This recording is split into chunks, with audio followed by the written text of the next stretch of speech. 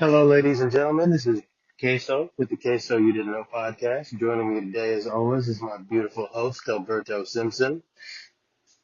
Now to Diego Rivera. This man was a pivotal force behind the Mexican mural movement, an international art celebrity, and a man whose work was not merely aesthetic, but a powerful vehicle for education and social awareness, aimed at bringing art to the masses and forging a national identity in post-revolutionary Mexico. Rivera's life and art were a complex interplay of personal experiences, evolving political convictions, and continuous artistic innovation, leaving an indelible mark on the global legacy. Now we're going to journey through Rivera's formative years, his foundational artistic education in Mexico, and the transformative period he spent in Europe, where he absorbed diverse avant-garde influences. We'll then trace his pivotal return to post-revolutionary Mexico, his embrace of the mural as a medium for social commentary, and his technical mastery and experimentation with the fresco technique that would become his signature. Let's begin at the very start of this extraordinary journey.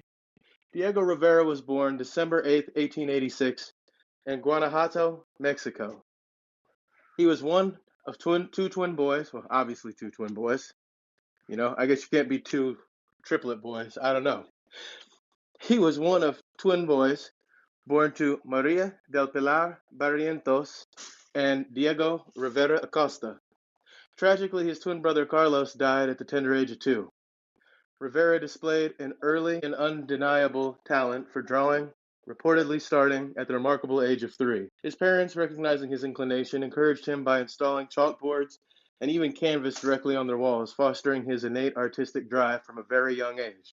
At the age of 10, Rivera began his formal artistic training at the prestigious Academy of San Carlos in Mexico City. He later became a regular student at 12, having won a scholarship, a testament to his early promise. His key teachers at the academy included Jose Maria Velasco, Felix Pereira, and Santiago Rebu, who installed in him a rigid traditional artistic training emphasizing realism, composition, proportion, and space. This foundational training, despite its traditional nature, proved crucial in preparing him for later artistic movements like Cubism. The disciplined approach to composition, proportion, and scientific principles instilled by his professors provided a robust framework for understanding the logic behind more abstract styles, enabling him to deconstruct and reconstruct forms with precision. While some accounts describe Rivera's family as wealthy, others indicate they were of modest means. The consistent mention of scholarships and government allowances funding his extensive artistic education and European travel suggests that his family, perhaps having a respectable social standing, may not have possessed the immense financial capital to independently support such a prolonged and expensive artistic pursuit abroad. This early experience of benefiting from public support for his art subtly foreshadows and reinforces his later commitment to public art and socialist ideals, where art was meant to serve the people and be accessible, rather than remaining an exclusive domain of the wealthy and elite. Rivera also came under the influence of Gerardo Murillo, who later became known as Dr. Atil Murillo, had returned from Europe and introduced Rivera and other young students to avant-garde ideas, encouraging them to draw and paint outdoors, pushing them beyond the confines of the traditional academy. Rivera completed his studies in 1905 and began receiving a government allowance, and in 1907 participated in a San Carlos Academy exhibition, selling works that helped fund his passage to Europe. So, is he somebody that you knew about for a while? I'll be honest, I knew a little bit about his art, but the big thing I know about him is, and you'll probably recognize this name more so than his name, he was the beard de Frida Kahlo, the gal with the unibrow artist. But I Yeah. am more familiar with his work as time goes on, and he is one to really look at and study because it's very interesting. He had all of the fame and all of the influence when he was alive. And then the next series we're going to do is on his wife, and you'll see the parallel that while he had all of this while he was alive and was treated with all this respect, because even though he was Latin, he was a man. So in those social artistic circles, he was treated with the respect of a man, where his wife had to fight tooth and nail to get her art out there and really didn't get the international recognition I think she deserved until after her death. Kind of like an Albert Einstein-esque type of thing. Are you talking about where Albert kind of piggybacked off of his wife's work and didn't really give her the credit? Right, right. Mm-hmm. I think that is a very fair comparison, actually. Maybe this is some type of deja vu type of thing, but aren't you the same one who told me that Albert Einstein was just so unfit for a relationship that I think you were about to say it, that he'd give out like a set of rules? He had rules for his wife to follow. Yes, he did. He had a handwritten list of rules for her to follow. Yep. Hmm. Oh no. It's kind of crazy to hear something like that about somebody that you share a birthday with, just makes your mind wander. It is pretty crazy. And I mean, the fact that he was so bad, not just so bad in a relationship, but the controlling aspect of it too is what gets me, that it's a very controlling action to take. Hmm. But as far as this, what do you feel is the underlying importance of not just him, but all visual artists, all painters and drawers, and just people who feel that, I don't know, who are, I guess, more, I wouldn't say more properly termed as artists, but more people would see as being literal artists, as far as they're people who paint and draw and shit. Like, what do you think is the underlying importance of that in society? Is the same way that we know music and comedy and all these other art forms hold a certain purpose? I think the underlying importance they served, especially at a time like Diego Rivera's, would be the fact that you didn't have moving pictures. You had magazines to a degree, but you didn't have cameras as widespread as they are. So, really, that visual medium, what he was doing was so important to society because it was a way that he could shine a lens on society in certain ways and provoke social change. And besides that, I think it progresses into, you wouldn't have album art the way you do nowadays. You wouldn't have comic books the way they are. You wouldn't even have certain movies the way they are, because I think all of that visual medium bleeds into these other aspects in so many ways we don't even realize that if you took away two or three key component artists, how different all of those things would be. Right. I see that. And it just makes you think, because I still hear from and about people who are shocked to know that Picasso died in the 70s. Yeah, he died sometime in the 70s, I'm sure. Yeah. Like they hear the name Picasso and they think that this motherfucker, like breathed the same air as George Washington. You feel me? Like No, they think, 100%. You're not wrong. Like he died in the 20s, they would assume. A lot of those people would make that assumption. Yeah. yeah, but he is more recent than a lot of people would think, and it just makes you think that if he would have been born a little further, just a little further ahead in history, would he be somebody that struck attention the way he did with his heart? Because I'm sure he still would have been an artist and things, but if he would have been somebody who, I mean, hell, let's say grew up during our time, grew up, came of age during the 2010s and shit, what would he be then? Like, And I feel that an art has become something you kind of have to seek out. I'll give you that too, that outside of the medium of comic books and certain street artists, there's not a lot of art that just comes out and slaps you in the face. I guess certain album designers and stuff too, if you want to count them, even though everything's going digital, so who knows how long that'll be a relevant thing. But as far as art goes, you have to go seek it out. And I definitely am a proponent of art is something that helps you as a writer, helps you as a storyteller, helps you as a director. going and seeking out art and studying it and figuring out composition and shit is so important to so many different mediums. But you're right. I don't think these guys would have the celebrity status because the only artist I can think of that has existed in the last 20 years that has a household name is Banksy. Hmm. And I don't know, maybe maybe he would have been able to break through. Maybe Picasso would have been like the Jean Michel Basquiat of the 2010s or some shit. You would hope so. I like that reference. I like that. You want to explain who that is to people real quick? Okay. I was introduced to him via Jay-Z.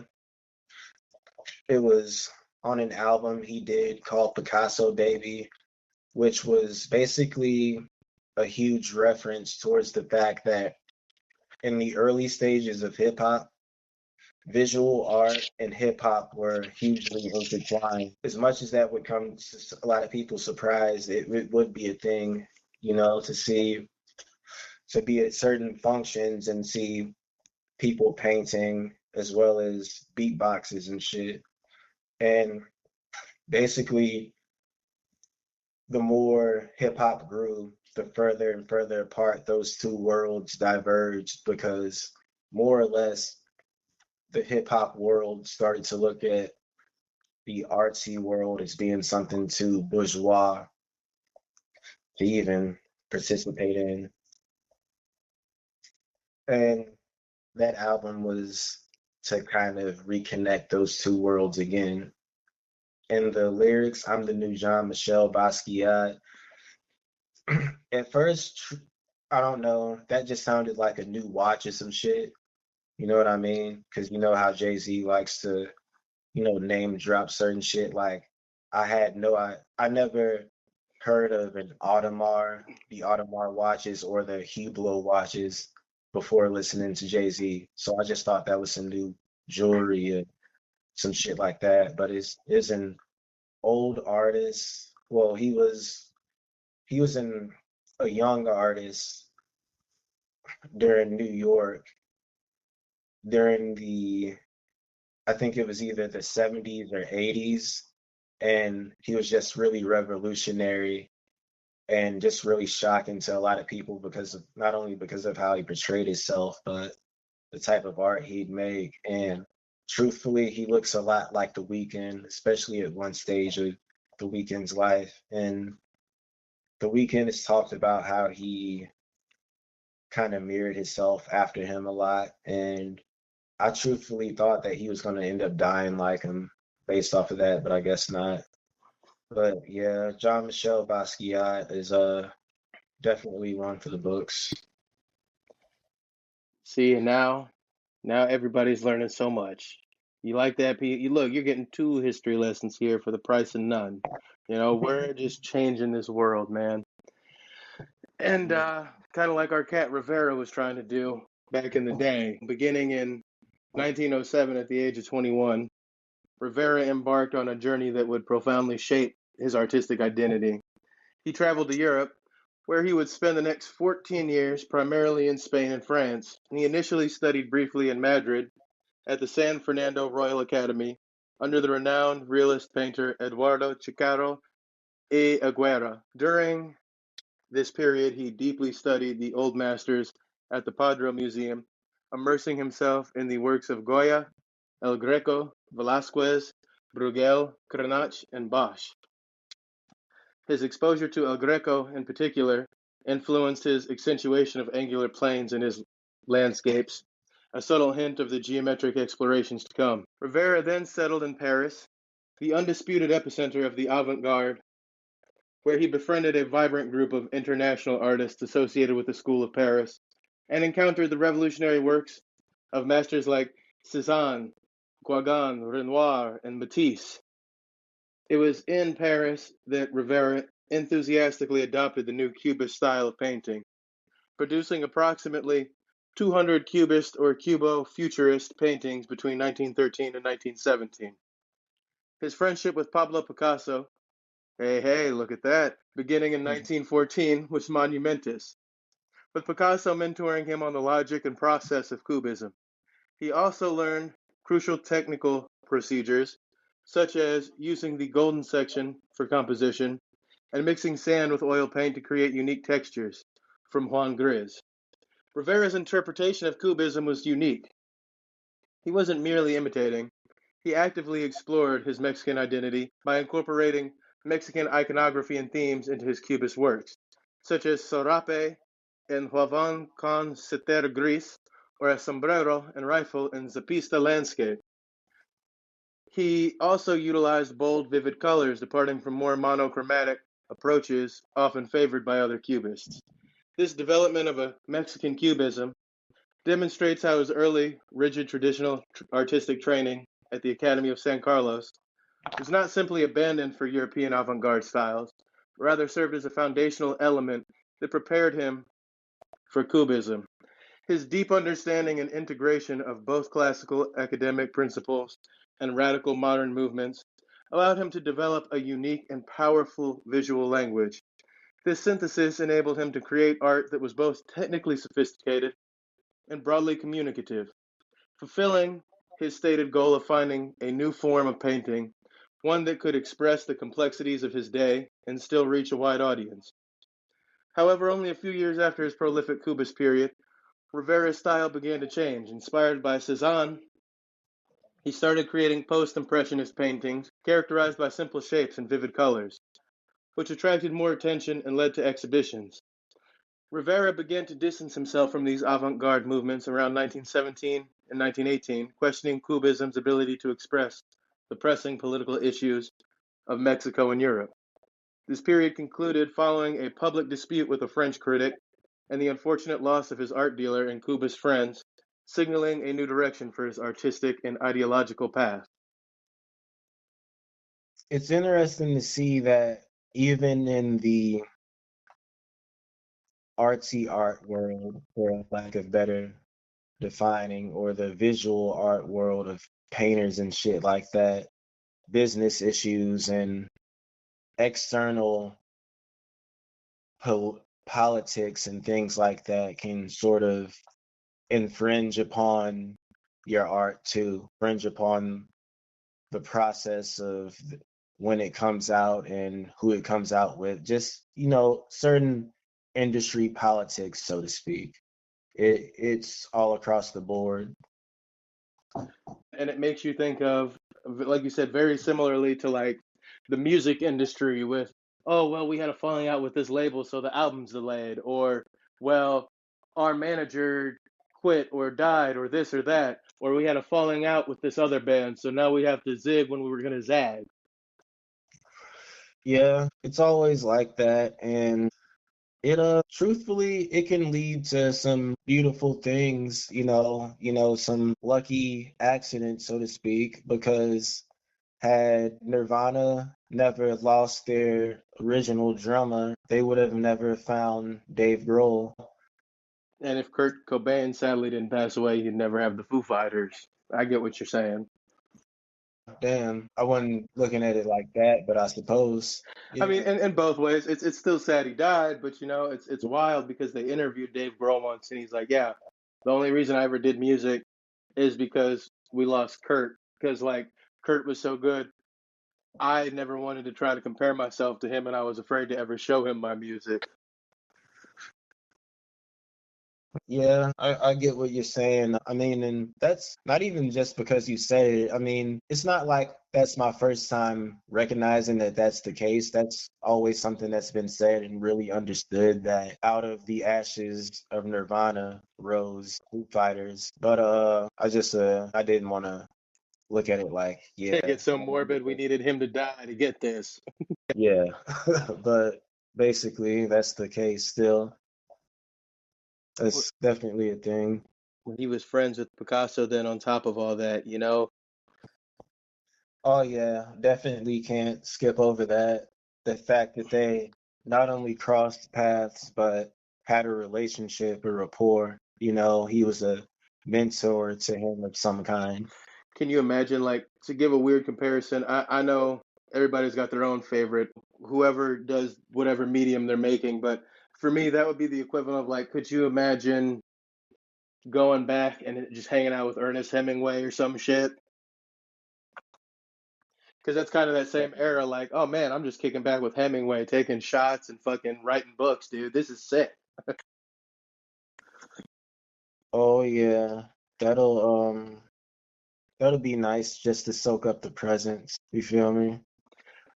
And the fact, like you said, that you think about Picasso died in like the 70s, and this motherfucker's sitting there kicking it with him while he's, man, it kind of bridges that gap for sure.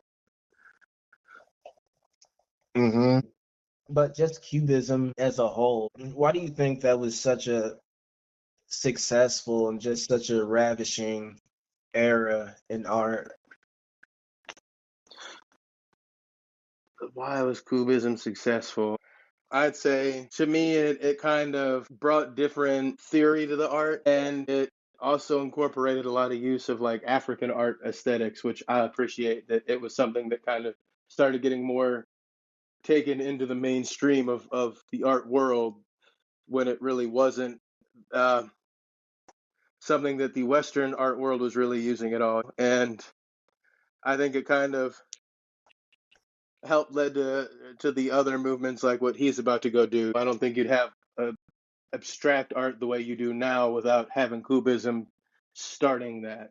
That it was something so different and so fresh and using styles that the Western art world had never seen before that it kind of brought a new breath of fresh air into the art world, that it wasn't stuffy realist shit anymore. Yeah, that's more or less what I see. Just what's the ultimate signature move, so to speak, in basically all art that we recognize, whether it be visual art, comedy, music. It's just all about doing something unique and different and revolutionary that shocks people and get them to say, "What the fuck is that?" Whether Jimi Hendrix freaking a guitar and setting it on fire, whether it's NWA saying fuck the police and saying the B word and the N word so much at a time where that in and of itself is so surprising and so shocking to people, and then walking around with machine guns at their shows and shit, whether it's drill music and they're talking about smoking on their dead enemies and fuck this dead person, pissing on their grave, and people saying, "What the hell is this? This is so much further and so much disrespectful and so much realistic than even the NWA shit that we thought was so just the zenith of gangster rap." And these people are talking about literal murders and from people that live right around the corner and right down the street from them, talking about their feuds and shit. It's just all about getting people to Quentin drop. Tarantino taking a whole movie and chopping it up into pieces and making Pulp Fiction. Yeah, just shit like that, just making people say, "What the hell is that?" And that's basically what I get from it. It's basically the true start of abstract art in lots of people's eyes. And I feel like street art is a way too, that I don't think graffiti would have been quite the artistic powerhouse it became without abstract art coming from Cubism. Hmm.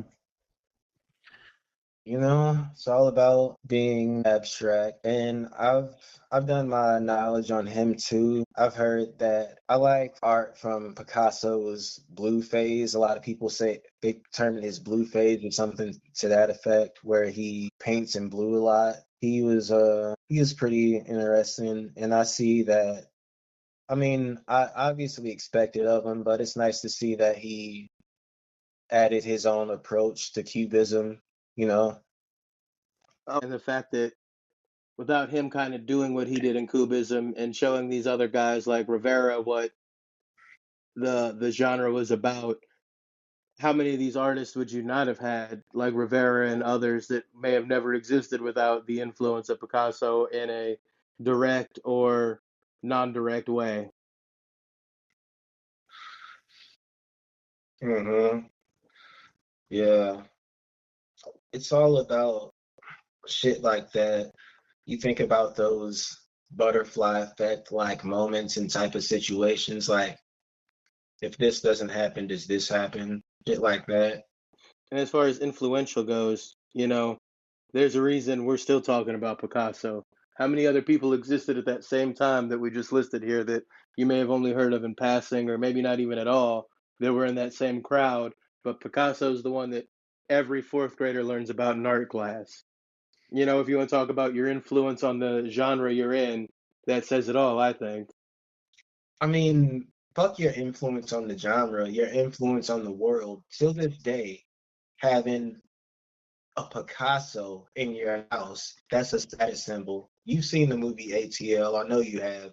What does he say to that girl when he found out that she's pretending to be all bougie and from the hood, but she's not? He's like, "You got a Picasso in your house." You know, it's Exactly.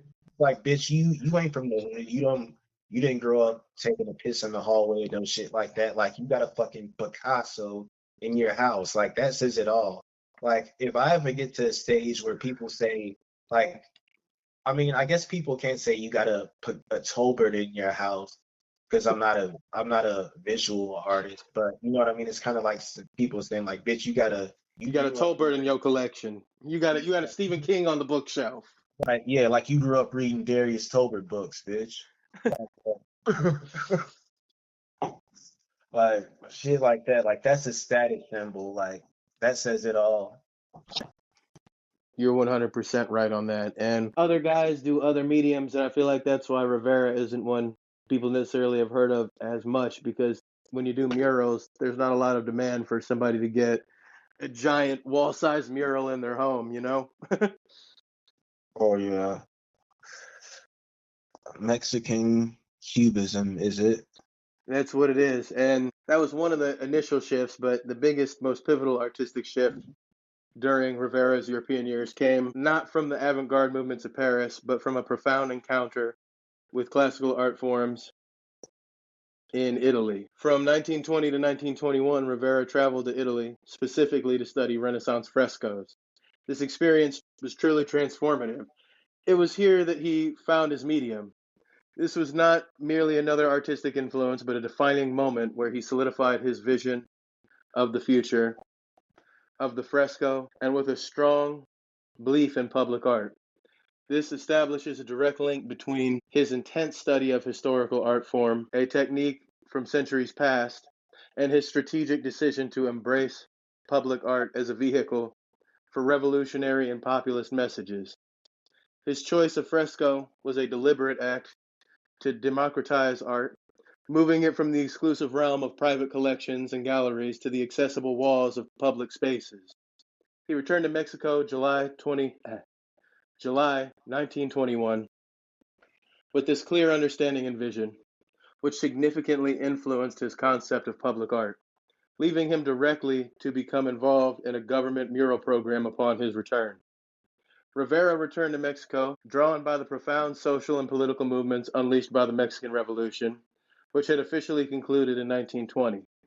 He immediately became involved with the official government mural program, which was deeply dedicated to embodying the ideals of the 1910 revolution. The new Secretary of Public Education, Jose Vasconcelos, Jose Vasconcelos, was a strong advocate for education through public art and enthusiastically commissioned murals for several key government buildings.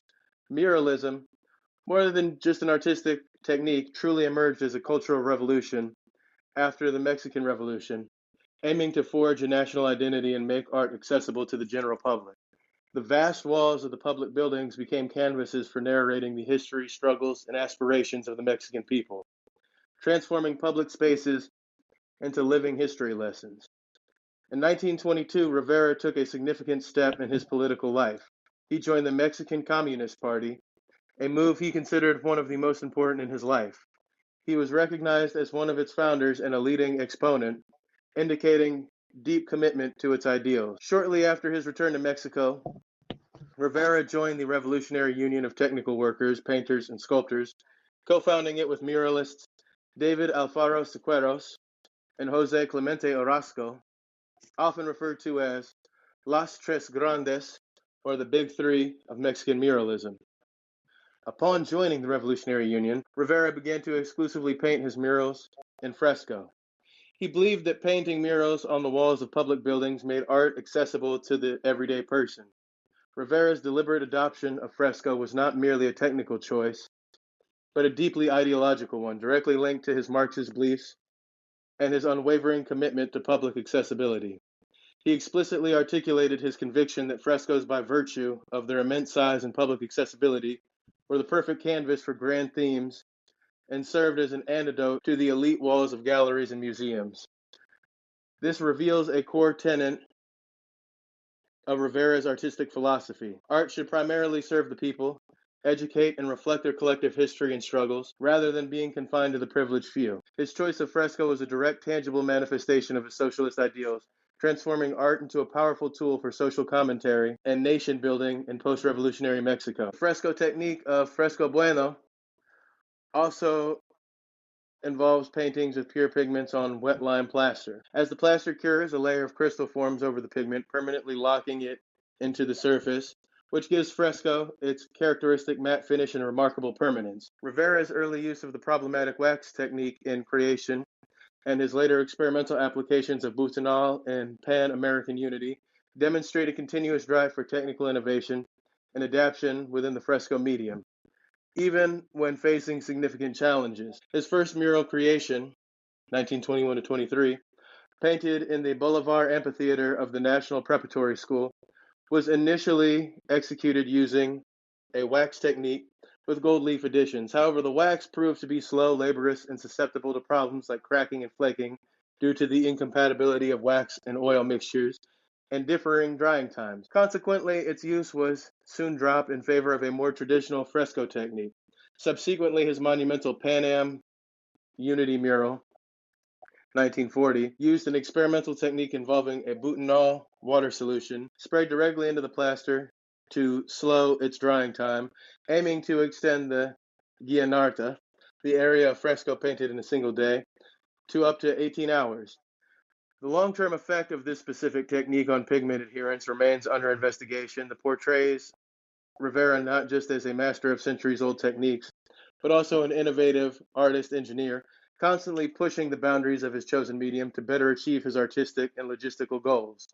Rivera meticulously planned each Guianarta, carefully concealing the boundaries between daily work areas by weaving them into compositional elements. His assistants were responsible for applying layers, the thin, wet layers, ensuring a seamless flow. And you know what? I'll go ahead and have you jump in right here. So what do you think about all this, Mr. Talberto? Yeah, it's definitely a learn, you know, it's for sure a learn. It's nice to see somebody with this type of zeal to simply have art be out there, just a dedication to painting murals in public places. That's something that he saw necessary to bring to the world. It's like he says, it just shows not only somebody who's artistically driven and talented, but it also shows someone who lives at a certain time to where there's only a certain amount of mediums for art to get visual, however that vision is presented or however that art is presented to the public. It's only so many ways to get that out there. So he especially just has this drive to paint murals and stuff like that because, like you brought up earlier, he saw presenting art to the public as something that was necessary to do, that was debt owed to society, so to speak. And I think that's why he's largely forgotten, at least in our neck of the woods, because what was he? A communist. And what does America in the early to late 20th century hate more than anything in the world? A communist. hmm And it's not lost upon me that of all of that because I don't have to ask you, even though I was, do you see him as somebody that talks the talk and walks the walk, so to speak, like he's really involved in the politics of his nation and stuff like that? So, do you see him as being even more credible off of that? I would suppose so.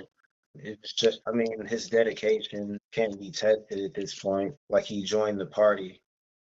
Hands down. And like I said, I mean, personal life aside, because you'll see we'll get a little bit into his personal life with him and his wife as we cover them. But all that aside, as far as art goes, you're 100% going right up the right path there. That, yeah, he walked the walk and talked the talk, and he believed in what he was doing, and he did what he believed in.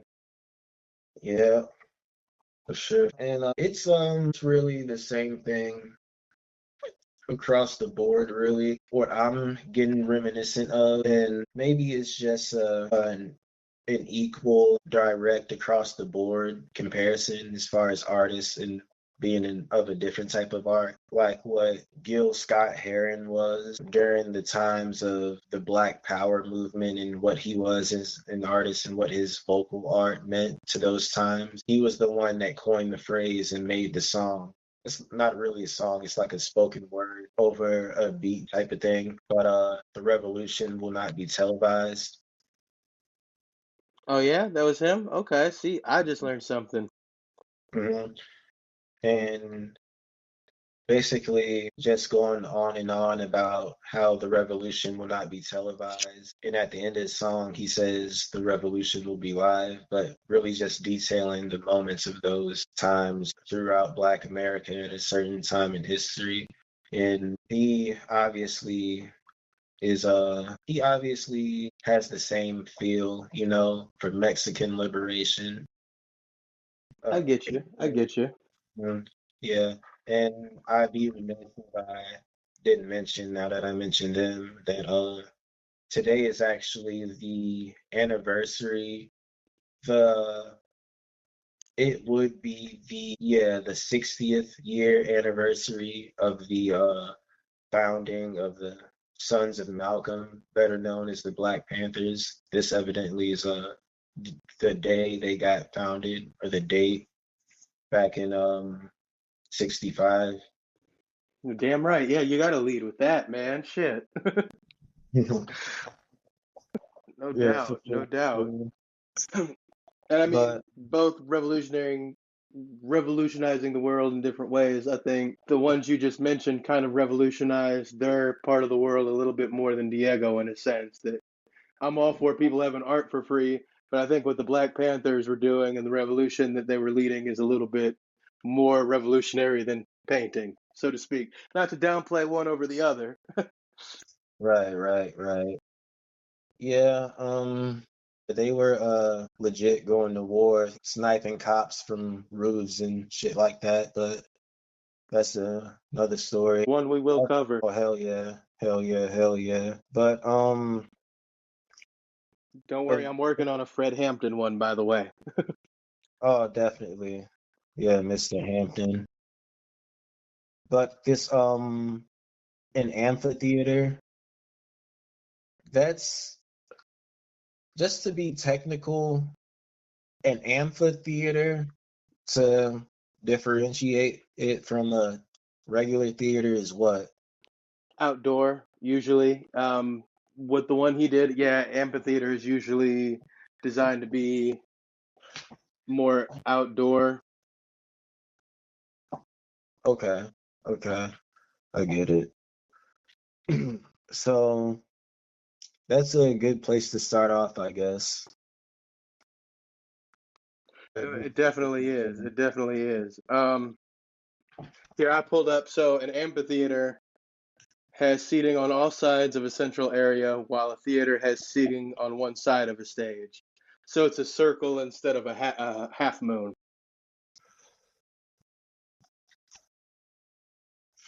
A circle instead of a half moon. Okay, I get it. It's sort of like a basketball stadium versus going to see a play at the theater in the Egan Center. Okay, okay. or going to Yeah. a movie theater. Oh yeah. I didn't realize there was a technical definition. I always just assumed the amphitheater meant outdoors because those are the only amphitheaters I've been to. But I guess if you think about it in that same way, where the Blues play hockey is an amphitheater. Ooh yes. Reading Rainbow. Read all. Yeah. Hey man.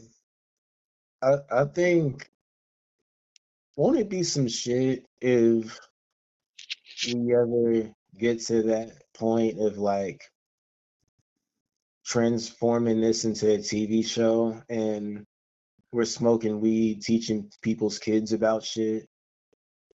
Having you be like, and then that's when the cops shot Huey Newton. Right, right, right. You know? As you're blowing weed smoke in their face. Right, right. That'll be a hell of a theme song. I guess it'll have to be on something other than PBS since that's non-existent. Thank you, Trump. And we definitely can't take this to NPR since he got rid of that too. You know what I mean? It's gonna be a long 4 years. Man, thankfully we're what, like Jesus Christ, we're only one out. Like we're only one done so far. Yeah, somewhat, somewhat. Jesus. Not It's even one. Oh my God. If you had told me 10 months ago that this is where the world would be, I'd be like, man, no shit. He's gonna win again? Didn't he lose last time? it's Oh, Garfield ass motherfucker. man, it's it's terrible. I remember, man, I hate to even make this reference about him, but somebody had a picture of somebody holding the Cheeto with two fingers, and somebody said that it was Melania Trump giving Donald Trump a hand job. That's what it was. Yeah, it's like that's terrible. You know, that's terrible. Oh Oh my man. God. And then she's got to do like, you know when you get Cheetos, you got to kind of like lick your fingers and wipe them on your shirt type shit. Oh. Right, right, right. Hey, random question, but you've seen the movie Disturbia with Shia LaBeouf, yes or no? Oh fuck yeah. I think I got that one on DVD here. Yeah. Yeah, I just seen that recently. It's pretty cool. Culture was at a pretty good place in 2007, you know?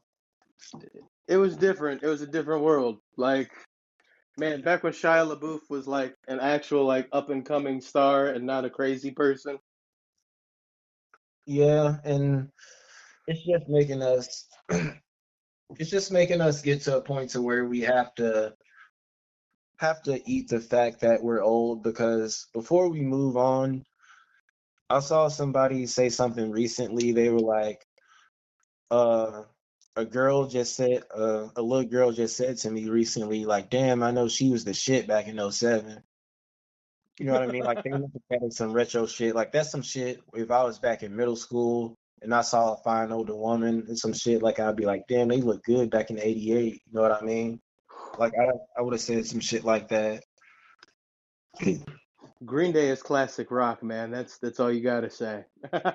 For real. Like, somebody, you ever heard of the singer Anthony Hamilton? Yeah. Yeah, he got this song called Charlene. It came out like back in '04. And somebody they're like in their early 20s or some shit. They're calling that some old school R&B and people like, damn, I'm old if that's old. Yeah. Yeah, no fucking doubt. Jesus. Yeah, it's different time, different time, just like it was in Mr. Rivera's day. And not for nothing, like, not even trying to be funny, but that you gotta admit, that is the most kind of cliche Hispanic, not even just Mexican name. You were just gonna, yeah, yeah, like somebody just made that shit up. How'd I know that's where you're going, dude? Like that is the most like cliche Mexican. It's like well like Tyrone Williams or Jamal some shit like that. Like damn. Or fucking John Smith for a white guy. Right, right, right. Just so expected. My Like name's God. Diego Rivera. I'm here to cut your grass. Right. It just like it just makes me think of like when Lil Wayne on his whack ass recent album that he came out with back in June, he's like, my eyes tight like my name Wong Dong Dong Dong Dong Gang. And I'm like, first of all, like like I said on a few casts back, like you know what I mean, a few episodes back, the whole I'm so high, I look like an Oriental Asian. Those punchlines have been dead for about 10 years or so now. And It's first, surprising they lasted that long, to be honest with you. you know what I mean? And second of all, that is the most cliche, like the Offensive? most disgustingly cliche Asian name that I'm pretty sure has never existed in the history of Asian kind. But Like Lil Wayne, you've gone on world tours. You have had to have met at least one Asian person. Come on. like Wong Dong Dong Dong Dong Ding. What the fuck? But that's like the equivalent. Like that's like if I found out that name actually existed, I'm like, damn. He wasn't really named Diego Rivera though. I know you were sitting on that one since the beginning of this, man. Shit.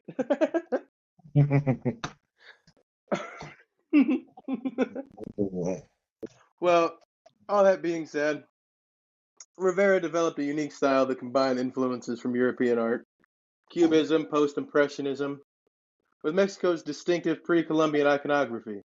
His populist murals used vibrant colors and simple scenes to illustrate his Marxist ideals and the plight of the working class throughout Mexican history. He adopted large, flattened surfaces and simple colors, drawing inspiration from Mexican folk art and pre-Hispanic cultures. Like the monumental carvings of the Maya, Rivera sought to tell stories and set examples through his public art. His works primarily concerned itself with the physical process of human development, the effects of technological progress, and the struggles and triumphs of the Mexican people, including their fight for independence, social justice, and economic equality.